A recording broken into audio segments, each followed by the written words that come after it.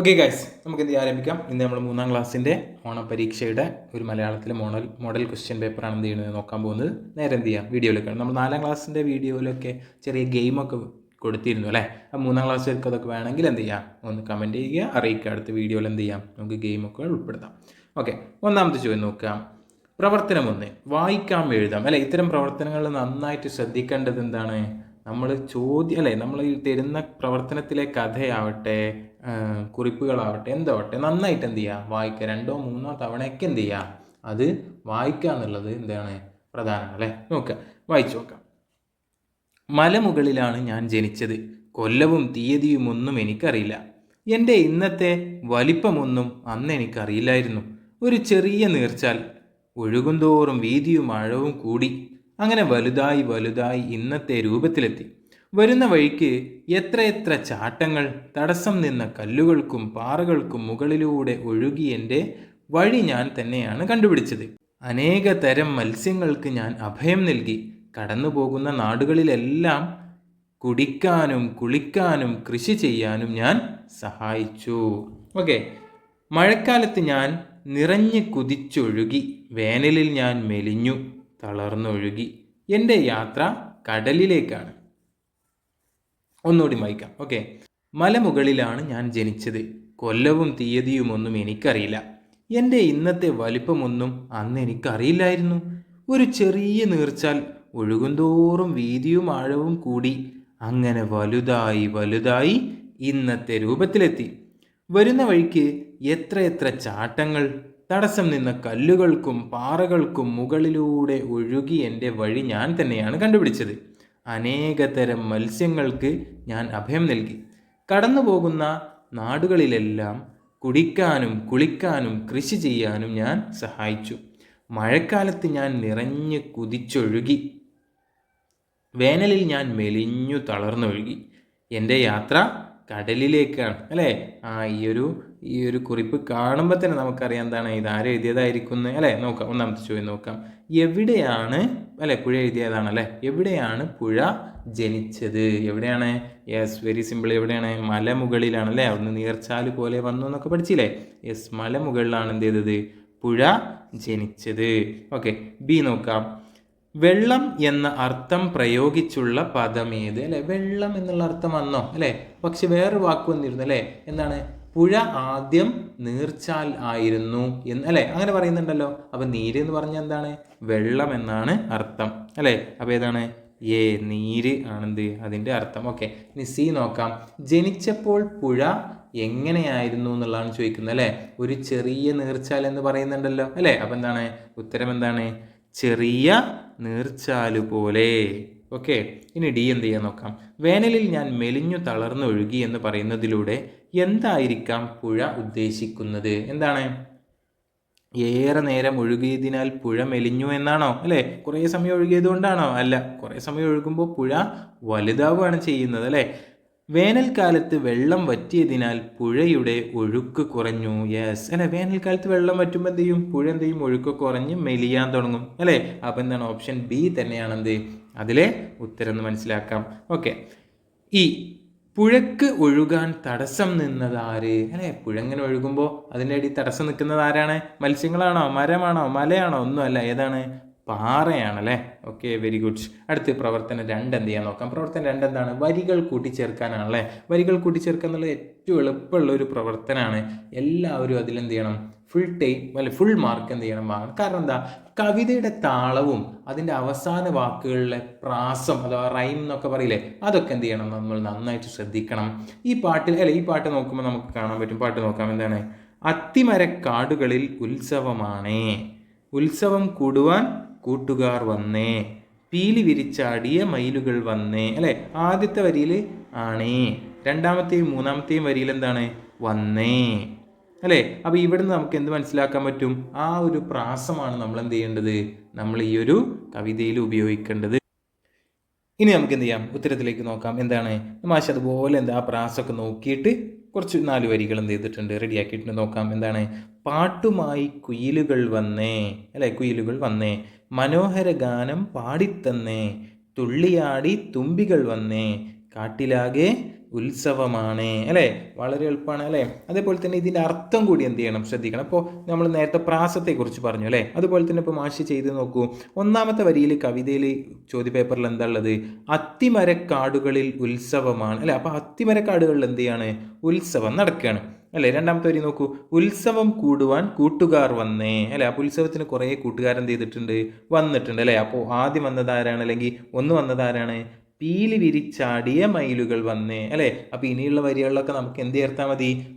ഓരോരുത്തരിങ്ങനെ വന്ന കാര്യം എന്ത് ചെയ്താൽ മതി അല്ലേ? ഗാംഭീര്യത്തോടെ ആനകൾ വന്നേ അല്ലേ? ഗർജനവുമായി സിംഹം വന്നേ, അല്ലെങ്കിൽ രാജാവ് വന്നേ അല്ലേ? മാഷി ചെയ്ത് നോക്കൂ. പാട്ടുമായി കുയിലുകൾ വന്നേ അല്ലേ? അപ്പോൾ ഈ ഒരു ഉത്സവത്തിലേക്ക് വന്നവരെ കുറിച്ച് എന്ത് ചെയ്യുക, കവിതയിൽ പറയാം അല്ലേ? നേരത്തെ ലാസ്റ്റ് മാഷ് എന്ത് ചെയ്തു? കാട്ടിലാകെ ഉത്സവമാണ്. ആ കവിത ഒരു അവസാനിപ്പിക്കുന്ന സ്വഭാവത്തിൽ എന്ത് ചെയ്തു? നിർത്തുകയും ചെയ്തു. അപ്പോൾ എന്ത് ചെയ്യുക? കവിത നന്നായിട്ട് മനസ്സിലാക്കുക, അതിൻ്റെ പ്രാസം അല്ലെ, അതിൻ്റെ അവസാനത്തിലെ വാക്കുകൾ എങ്ങനെയാണെന്ന് ആ ട്യൂൺ എന്ത് ചെയ്യുക, ഈണം കറക്റ്റാക്കുക, അർത്ഥവുമായിട്ട് എന്ത് ചെയ്യുക, ബന്ധപ്പെടുക. ഇത്രേ ചെയ്യാനുള്ളൂ. ഫുൾ മാർക്ക് കൂളായിട്ട് എന്ത് ചെയ്യും, എല്ലാവർക്കും കിട്ടും. ഓക്കെ, അടുത്ത ചോദ്യം നോക്കാം നമുക്ക്. പ്രവർത്തനം 3, സംഭാഷണം എഴുതാം അല്ലെ? സംഭാഷണം എന്ന് എഴുതി നോക്കിയാലോ. എന്താണ്? കാട്ടിലെ ഉത്സവത്തിൽ പങ്കെടുത്ത സന്തോഷത്തിലാണ് കുഞ്ഞരിപ്രാവ്.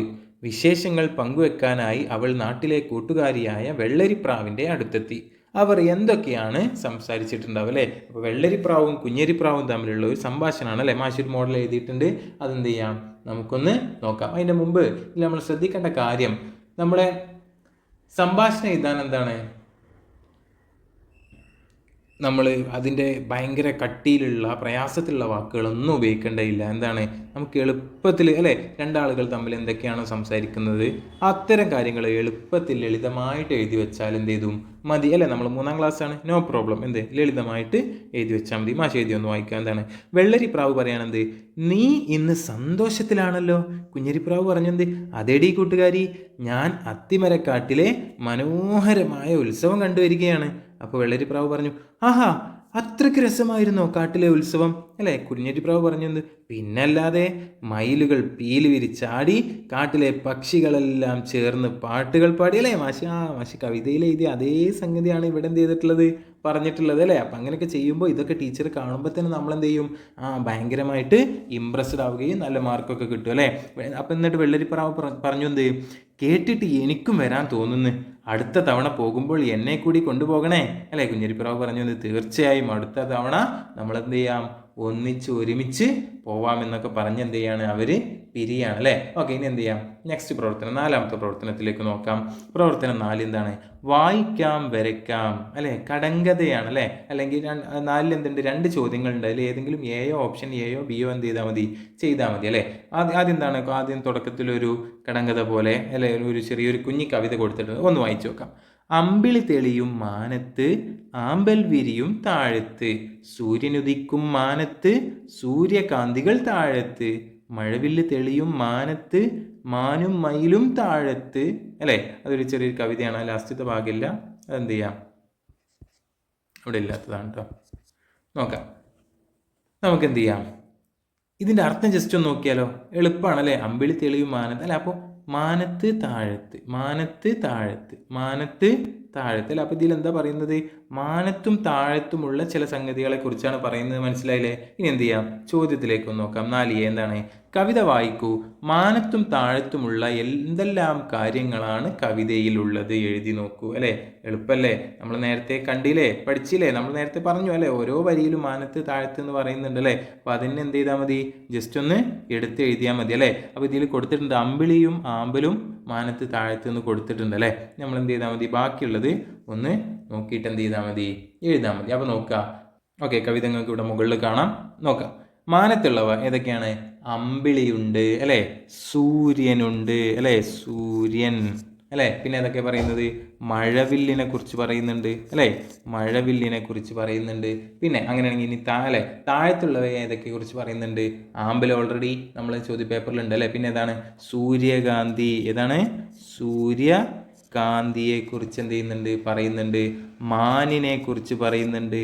മയിലിനെ കുറിച്ചൊക്കെ എന്ത് ചെയ്യുന്നുണ്ട്, അതിൽ പറയുന്നുണ്ട് അല്ലേ? അപ്പോൾ നമുക്ക് ഏതാണോ കവിതയിൽ പറയുന്നത് എല്ലാ പോയിന്റുകളും എന്ത് ചെയ്യുക, നന്നായിട്ട് വൃത്തിയിൽ എഴുതി വെക്കുക. അത്രയുള്ള എളുപ്പമുള്ളതാണ്. പിന്നെന്താണ്, കവിതയിൽ നിങ്ങൾക്ക് ഇഷ്ടപ്പെട്ട സന്ദർഭം ഉൾപ്പെടുത്തി ഒരു ചിത്രം വരയ്ക്കൂ, നിറം നൽകൂ, അല്ലേ? അപ്പോൾ ചിത്രമൊക്കെ വരയ്ക്കുമ്പോൾ എന്ത് ചെയ്യണം, ആ കവിതയിലെ അർത്ഥം നമ്മൾ എന്ത് ചെയ്യണം, നന്നായിട്ട് മനസ്സിലാക്കണം, അല്ലേ? അപ്പോൾ എന്ത് ചിത്രം വരയ്ക്കും, അല്ലേ? അപ്പോൾ ചിത്രം വരയ്ക്കാൻ നമുക്ക് എന്ത് ചെയ്യാം, അപ്പോൾ ആ കവിതയിൽ മഴവില്ല് പറയുന്നുണ്ട്, സൂര്യനെ പറയുന്നുണ്ട്, അമ്പിളി പറയുന്നുണ്ട്, അല്ലേ? ആമ്പലും സൂര്യകാന്തിയും മാനും മയിലൊക്കെ എന്ത് ചെയ്യുന്നുണ്ട്, അതിൽ പറയുന്നുണ്ട്. അപ്പോൾ ഇവരൊക്കെ ഉള്ളൊരു ചിത്രം വരയ്ക്കണം, അല്ലേ? അപ്പോൾ ആകാശത്ത് നല്ലൊരു മഴവില്ല് എന്ത് ചെയ്യുക, നല്ല ഭംഗിയിൽ വരയ്ക്കുക, അല്ലേ? താഴെ എന്ത് ചെയ്യുക, കുറച്ച് പുല്ലും പച്ചപ്പിൽ കുറച്ച് ഒരു മാനും മയിലും ഒക്കെ നിൽക്കുന്നത് എന്ത് ചെയ്യുക, നല്ല കളറൊക്കെ കൊടുക്കുക. അതിലൊരു സൈഡിൽ ഒരു ചെടിയൊക്കെ വരച്ചിട്ട് അതിൽ എന്ത് ചെയ്യുക, സൂര്യകാന്തി പൂവൊക്കെ എന്ത് ചെയ്യുക, വരച്ചു കൊടുക്കുക. ഇങ്ങനെയൊക്കെ എന്ത് ചെയ്യുക, നല്ല ഭംഗിയിൽ രസത്തിൽ എന്ത് ചെയ്യുക. ഓക്കെ, അടുത്ത ചോദ്യം 4B നോക്കാം. എന്താണ്, കടങ്കഥയാണ്, അല്ലേ? നേരത്തെ മുകളിലുള്ള അതേ കവിതയെ ബേസ് ചെയ്തുകൊണ്ടുള്ള ചോദ്യം തന്നെയാണ് 4B, അല്ലേ? മാനത്തെയും താഴത്തെയും കാഴ്ചകൾ കവിതയിൽ കണ്ടില്ലേ? കണ്ടു.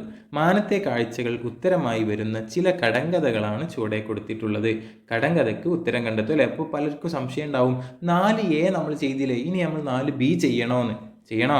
യെസ്, ഉറപ്പായിട്ടും ചെയ്യണം. കാരണം എന്താ, ഏതിനാണോ കൂടുതൽ മാർക്ക് അതാണ് ടീച്ചർ എന്ത് ചെയ്യുക, നമ്മളെ മാർക്കിൽ ഉൾപ്പെടുത്തുക. അപ്പോൾ നമ്മൾ എന്ത് ചെയ്യുക, സമയമൊക്കെ ഇഷ്ടം പോലെ ഉണ്ടാവും, നമ്മൾ എന്ത് ചെയ്യുക, രണ്ടിൻ്റെയും ഉത്തരം എഴുതുക.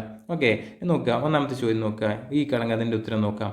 കിഴക്കു കാണാം കാലത്ത്, തലയ്ക്ക് മീതെ ഉച്ചയ്ക്ക്, കടലിൽ താഴും വൈകിട്ട്, ശരിക്കു പറയൂ ഞാൻ ആരെ. അല്ല, എല്ലാവർക്കും ഉത്തരം കിട്ടിയില്ലേ? എളുപ്പമുള്ള ഒരു കടങ്കഥയാണല്ലേ. ഏതാണ്? നമ്മുടെ സൂര്യനാണ്, അല്ലേ? ഏതാണ്? നമ്മുടെ സൂര്യനാണ് അതിൻ്റെ ആൻസർ ആയിട്ട് വരുന്നത്, അല്ലേ? രണ്ടാമത്തെ നോക്കാം. എന്താണ്, കരയില്ല കടലിലെ കൊച്ചു തോണി, തുഴയില്ലാതോടുന്ന കൊച്ചു തോണി. എളുപ്പല്ലേ? യെസ്, നമ്മൾ അമ്പിളി മാമൻ, അല്ലേ? അല്ലെങ്കിൽ നമ്മൾ ചന്ദ്രൻ എന്നൊക്കെ പറയുന്ന നമ്മുടെ അമ്പിളി മാമനാണ് അതിൻ്റെ എന്ത് ആൻസറായിട്ട് വരുന്നത്. ഓക്കെ, അടുത്ത് എന്താ പറയുന്നത്, മാനത്തെ മറ്റൊരു കൂട്ടുകാരനായ നക്ഷത്രം ഉത്തരമായി വരുന്ന ഒരു കടങ്കഥ തയ്യാറാക്കും, അല്ലേ? അപ്പോൾ ഈ കടങ്കഥ മാഷ് തയ്യാറാക്കിയതാണ്. അപ്പോൾ എങ്ങനെയാണ് കടങ്കഥ തയ്യാറാക്കുക എന്നുള്ളത് പലർക്കും ഒരു സംശയം ഉണ്ടാവും. എനിക്ക് കടങ്കഥയൊന്നും അറിയില്ലല്ലോ എന്നൊന്നും കരുതി എന്ത് ചെയ്യണ്ട, പേടിച്ച് നിൽക്കണ്ട. നമുക്ക് എന്തിനെ കുറിച്ചാണ് എഴുതാനുള്ളത്? നക്ഷത്രത്തെക്കുറിച്ചാണ് എഴുതാനുള്ളത്, അല്ലേ? അപ്പോൾ വളരെ എളുപ്പമാണ്. നിങ്ങൾക്ക് നക്ഷത്രത്തെക്കുറിച്ച് അറിയുന്ന 2-3 കാര്യങ്ങൾ എന്ത് ചെയ്യുക, എഴുതി വെക്കുക. കുറച്ച് മനോഹരമായിട്ട് എഴുതി വെക്കുക. ഏറ്റവും അവസാനം ഞാൻ ആരെന്ന് ചേർത്താൽ അതെന്തായി, കടങ്കഥയായി. എളുപ്പമല്ലേ? ഇപ്പോൾ മാഷ് എഴുതി നോക്കൂ. രാത്രിയിൽ മാനത്ത് മിന്നിത്തിളങ്ങും, അല്ലേ? രാത്രിയിൽ നമുക്ക് ആകാശ നക്ഷത്രങ്ങൾ കാണൂലേ? കാണും. പകൽ വെളിച്ചത്തിൽ കണ്ണടച്ചിരിക്കും, അല്ലേ? പകൽ കാണുമോ? ഇല്ല. അപ്പോൾ അവിടെ എന്ത് ചെയ്തു, കണ്ണടച്ചിരിക്കും എഴുതി, അല്ലേ? ഒരു ഭംഗിക്ക് വേണ്ടിയിട്ട്. 1000 മുത്തുമണികൾ, അല്ലേ? നമുക്ക് അറിയാം, ആകാശത്ത് നല്ല മുത്തൊക്കെ കോർത്ത പോലെ പല രീതിയിൽ എന്ത് ചെയ്യും, നമുക്ക് നക്ഷത്രങ്ങൾ കാണാൻ പറ്റും, അല്ലേ? അപ്പം ഞാൻ ആര് എന്ന് ചേർത്തതോടെ അതെന്തായി, ഒരു കടങ്കഥയായി. എളുപ്പമല്ലേ? അപ്പം നിങ്ങൾക്ക് ഇഷ്ടമുള്ള എന്ത് തന്നെ ചോദ്യത്തിൽ തന്നാലും നമുക്ക് എന്ത് ചെയ്യാൻ പറ്റും, എളുപ്പത്തിൽ കടങ്കഥ ഉണ്ടാക്കാൻ പറ്റും. എങ്ങനെ? അതുമായി ബന്ധപ്പെട്ട 2-3 കാര്യങ്ങൾ എന്ത് ചെയ്യുക, അതിൻ്റെ സവിശേഷതകൾ 2-3 സവിശേഷത എന്ത് ചെയ്യുക, കുറച്ച് മനോഹരമായിട്ട് എന്ത് ചെയ്യുക, കുറച്ച് അതിൻ്റെ രസത്തിൽ ഭംഗിയിൽ, അല്ലേ, പ്രയോഗങ്ങളൊക്കെ ചേർത്തുകൊണ്ട് ഭംഗിയിൽ എന്ത് ചെയ്യുക, എഴുതുക. ഇനി അത് കഴിയില്ലെങ്കിൽ സാധാ പോലെ എഴുതുക. എന്നിട്ട് അവസാനത്തിൽ എന്ത് ചെയ്യുക, ഞാൻ ആരെന്ന് ചേർത്താൽ അതെന്തായി മാറി, അതൊരു കടങ്കഥയായിട്ട് മാറി. ഓക്കെ, അങ്ങനെയാണെങ്കിൽ നമുക്ക് എന്ത് ചെയ്യാം, പ്രവർത്തനം 5ലേക്ക് കിടക്കാം. എന്താണ്? അനുഭവ വിവരണം, അല്ലേ? ഈ വർഷം സ്കൂളിലേക്കുള്ള കൂട്ടുകാരുടെ വരവ് ഗംഭീരമായിരുന്നില്ലേ? എന്തെല്ലാം പരിപാടികളായിരുന്നു പ്രവേശനോത്സവവുമായി ബന്ധപ്പെട്ട് സ്കൂളിൽ ഒരുക്കിയിരുന്നത്? അവധിക്കു ശേഷം കൂട്ടുകാരെ കണ്ടുമുട്ടിയപ്പോൾ എന്തൊക്കെ വിശേഷങ്ങളാണ് നിങ്ങൾ പങ്കുവച്ചത്? സ്കൂളിൽ കണ്ട ഏറ്റവും ഇഷ്ടപ്പെട്ട അലങ്കാരം, സംഭവം എന്തായിരുന്നു? ആ കാര്യങ്ങൾ കൂടി ഉൾപ്പെടുത്തി ഈ വർഷത്തെ ആദ്യ സ്കൂൾ ദിനാനുഭവം വിവരണമായി എഴുതൂ എന്നാണ് പറയുന്നത്, അല്ലേ? അപ്പം എന്താണ്, എളുപ്പമാണ്, അല്ലേ? എന്തൊക്കെയാണ് നമ്മൾ അനുഭവ വിവരണത്തിൽ എഴുതേണ്ടതെന്ന് എവിടെ തന്നെ പറഞ്ഞിട്ടുണ്ട്, നമ്മളെ ചോദ്യത്തിൽ തന്നെ പറഞ്ഞിട്ടുണ്ട്, അല്ലേ? ചോദ്യത്തിൽ കുറേ ചോദ്യമില്ലേ, എന്തൊക്കെയാണ്? എന്തെല്ലാം പരിപാടികളായിരുന്നു പ്രവേശനോത്സവവുമായി ബന്ധപ്പെട്ട് സ്കൂളിൽ ഒരുക്കിയിരുന്നത്, അല്ലേ? അപ്പോൾ പരിപാടികൾ എഴുതണം, അല്ലേ? അവധിക്ക് ശേഷം കൂട്ടുകാരെ കണ്ടുമുട്ടിയപ്പോൾ എന്തൊക്കെ വിശേഷങ്ങളാണ് നിങ്ങൾ പങ്കുവെച്ചത്, അല്ലേ? കൂട്ടുകാരെ കണ്ടുമുട്ടിയപ്പോൾ നിങ്ങൾ എന്തെല്ലാം കാര്യങ്ങളാണ് പറഞ്ഞത്, അല്ലേ? അത് എഴുതണം. സ്കൂളിൽ ഏറ്റവും ഇഷ്ടപ്പെട്ട അലങ്കാരം അല്ലെങ്കിൽ സംഭവം എന്തായിരുന്നു, അത് എഴുതണം, അല്ലേ? ഇതൊക്കെ ഉൾപ്പെടുത്തിയിട്ടാണ് എഴുതണം എന്ന് ചോദ്യത്തിൽ തന്നെ പറഞ്ഞു തന്നിട്ടുണ്ടല്ലേ. അപ്പം നമുക്ക് എളുപ്പമല്ലേ മാഷ് എഴുതിയെന്ന് നോക്കാം. ആദ്യം തന്നെ ശ്രദ്ധിക്കേണ്ടത്, ഇത്തരം നമ്മൾ അനുഭവക്കുറിപ്പിലൊക്കെ നല്ലൊരു തലക്കെട്ട് എന്ത് ചെയ്യുക, കൊടുക്കാൻ വേണ്ടി ശ്രദ്ധിക്കുക. മാഷ് കൊടുത്ത എന്താണ്, എൻ്റെ മനോഹരമായ പ്രവേശനോത്സവ ദിനം, അല്ലേ? ഇങ്ങനെയാണ് കൊടുത്തിട്ടുള്ളത്. ഇനി എന്ത് ചെയ്യുക, അതിൻ്റെ വിശദീകരണം നോക്കുക, അല്ലെങ്കിൽ അതിൻ്റെ കുറിപ്പായിട്ടൊന്ന് നോക്കുക. ഏറെ നാളത്തെ അവധിക്കാലത്തിന് ശേഷം സ്കൂളിലേക്ക് പോകുന്ന ആദ്യ ദിനമായിരുന്നു അത്. രാവിലെ തന്നെ പുതിയ യൂണിഫോമും ബാഗും അണിഞ്ഞ് ഞാൻ സന്തോഷത്തോടെ സ്കൂളിലെത്തി. സ്കൂൾ മുറ്റം മുഴുവൻ തോരണങ്ങളും വർണ്ണ ബലൂണുകളും കൊണ്ട് അലങ്കരിച്ചിട്ടുണ്ടായിരുന്നു. വാദ്യമേളങ്ങളുടെയും മാവിലത്തോരണങ്ങളുടെയും അകമ്പടിയോടെ ടീച്ചർമാരും ചേച്ചിമാരും മധുരം നൽകിയാണ് ഞങ്ങളെ സ്വീകരിച്ചത്. അവധിക്കാലത്തിന് ശേഷം എൻ്റെ പ്രിയപ്പെട്ട കൂട്ടുകാരെ കണ്ടുമുട്ടിയപ്പോൾ വലിയ സന്തോഷം തോന്നി. ഞങ്ങൾ അവധിക്കാല വിശേഷങ്ങൾ പരസ്പരം പങ്കുവച്ചു. സ്കൂൾ ഹാളിൽ നടന്ന പ്രവേശനോത്സവ സമ്മേളനത്തിൽ മാജിക് ഷോയും കുട്ടികളുടെ കലാപരിപാടികളും ഉണ്ടായിരുന്നു. പായസവും മധുര പലഹാരങ്ങളും കഴിച്ചാണ് ഞങ്ങൾ വീട്ടിലേക്ക് മടങ്ങിയത്.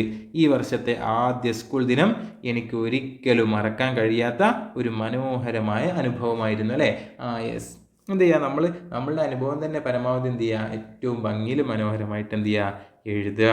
അതിലൊന്നും പേടിക്കേണ്ട ആവശ്യമില്ല. നമ്മൾ സ്കൂളിൽ കണ്ട കാര്യങ്ങളും എഴുതാം. ഇനി അതല്ല, നിങ്ങൾക്ക് സ്വയം ഉണ്ടാക്കി എഴുതി കഴിയുകയാണെങ്കിൽ അതും എന്ത് ചെയ്യാം, എഴുതാം. അതൊന്നും എന്തല്ല പ്രശ്നമില്ല. നമ്മൾ എങ്ങനെ മനോഹരമായിട്ട് എഴുതുന്നു എന്നുള്ളതാണ് എന്ത് ചെയ്യുക, ടീച്ചർ നോക്കുക. അടുത്ത ചോദ്യം നോക്കിയാലോ.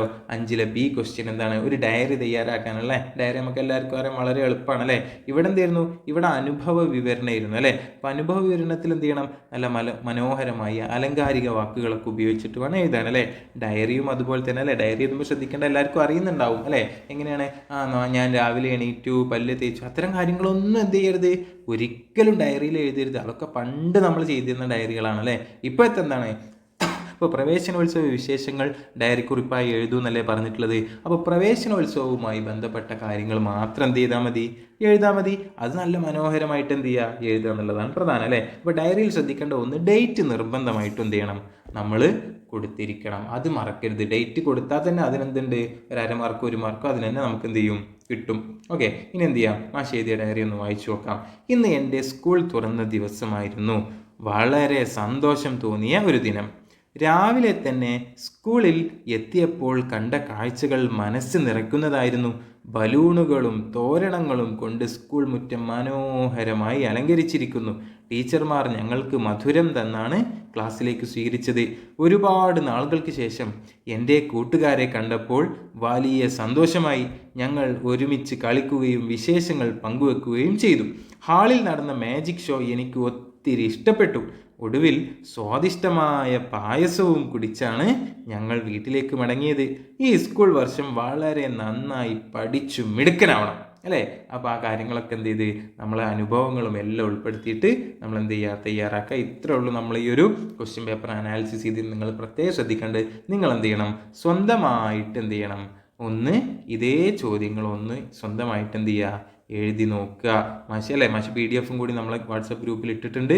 ആ PDF ഉപയോഗിച്ചിട്ട് എന്ത് ചെയ്യുക, നിങ്ങൾ ഓരോന്നിനും ചോദ്യം നോട്ട് പുസ്തകം, പഴയ നോട്ട് പുസ്തകമൊക്കെ എടുത്തിട്ട് അതിലെന്ത് ചെയ്യുക, ഒന്ന് ചെയ്ത് നോക്കുക. അങ്ങനെയാണ് നമുക്ക് എന്ത് ചെയ്യാം, ഏറ്റവും മികച്ചതാക്കിയിട്ട് നമുക്ക് എന്ത് ചെയ്യാം അല്ലേ, എക്സ്പീരിയൻസ് പ്രാക്ടീസ് ചെയ്യുക എന്നുള്ളതാണ് ഏറ്റവും പ്രധാനം. അപ്പോഴാണ് നമുക്ക് ഏറ്റവും നന്നായിട്ട് പരീക്ഷയ്ക്കൊക്കെ എന്ത് ചെയ്യുക, എഴുതാൻ കഴിയുക. അങ്ങനെ നമ്മൾ ക്ലാസ്സൊക്കെ ഇഷ്ടപ്പെട്ട എല്ലാവരും എന്ത് ചെയ്യുക, നമ്മളെ ചാനലൊക്കെ ഒന്ന് സബ്സ്ക്രൈബ് ചെയ്യുക, ഷെയർ ചെയ്യുക. നിങ്ങളുടെ അഭിപ്രായങ്ങളൊക്കെ എന്ത് ചെയ്യുക, നിങ്ങൾ കമൻറ്റിലൊക്കെ അറിയിക്കുക. Okay, thank you.